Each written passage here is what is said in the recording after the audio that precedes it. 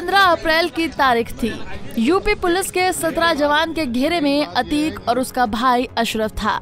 उन 17 पुलिस वालों की मौजूदगी में 3 हमलावर अचानक घेरे में घुसकर पुलिस वालों की मौजूदगी में अतीक और अशरफ पर अंधाधुंध गोलियां चलाते हैं। मौका वारदात प्रयागराज का एक सरकारी अस्पताल था। इस हादसे के करीब 1.25 महीने के बाद 7 जून को फिर एक कत्ल होता है। इस बार भी तमाम पुलिस वाले मौजूद थे। फिर एक हमलावर उन्हीं पुलिस वालों की मौजूदगी में फिर से अंधाधुंध गोलियां चलाता है। 6 गोलियां खाकर यूपी का एक डॉन संजीव जीवा मारा जाता है। इस बार मौका वारदात लखनऊ की एक अदालत थी। ये 2 तस्वीरें काफी हैं ये बताने के लिए कि यूपी में मुजरिमों के दिलों में यूपी पुलिस का कितना खौफ है। पुलिस वालों की भारी भीड़ के बीच और फिर भरी अदालत में बदमाश बेखौफ गोलियां बरसा रहे हैं और पुलिस बस तमाशा देख रही है। ये दोनों ही कहानी बहुत कुछ कहती हैं, बहुत सारे सवाल भी उठाती हैं। अब लखनऊ की कोर्ट में यूपी के एक बहुत बड़े डॉन और मुख्तार अंसारी के खास गुर्गे संजीव जीवा को जिस लड़के ने गोली मारी उसका सच भी हैरान करता है। बीकॉम पास एक लड़का जिसका जुर्म की दुनिया से कोई वास्ता नहीं, वो एक पेशेवर शूटर की तरह आता है और 5 से 7 लाख महंगे पिस्टल से अपने शिकार के सीने में 6 गोलियां उतार देता है। अतीक और अशरफ के हमलावरों के पास भी इसी तरह से लाखों रुपए की कीमत वाली पिस्टल थी। वहां भी तीनों ने हमले से पहले रेकी की। यहाँ भी हमलावरों ने हमले से पहले रेकी की। अतीक और अशरफ के केस में तीनों हमलावर मीडिया के भेष में आए थे।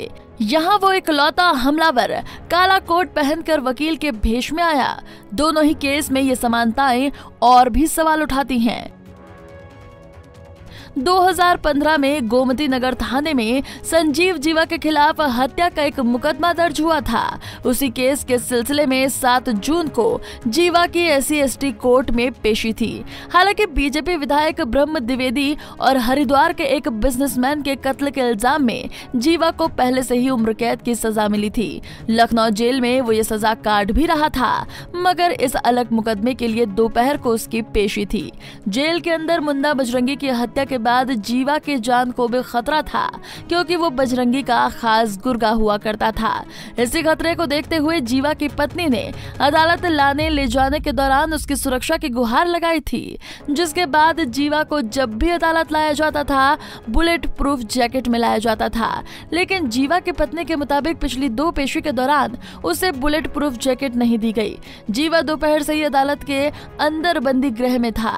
शाम करीब 4 बजे उसके मुकदमे की सुनवाई की बारी आई। इसी बीच वो पुलिस की सुरक्षा में कोर्ट की बंदी गृह से निकलकर सीधे कोर्ट रूम पहुंचा। जिस पल वो कोर्ट रूम के अंदर दाखिल हुआ, ठीक उसी पल कोर्ट रूम में पहले से बैठे काले कोट वाले के शख्स ने अचानक अपनी कमर से पिस्टल निकाली और जीवा की तरफ पिस्टल तान कर अंधाधुंध ट्रिगर दबाना शुरू कर दिया।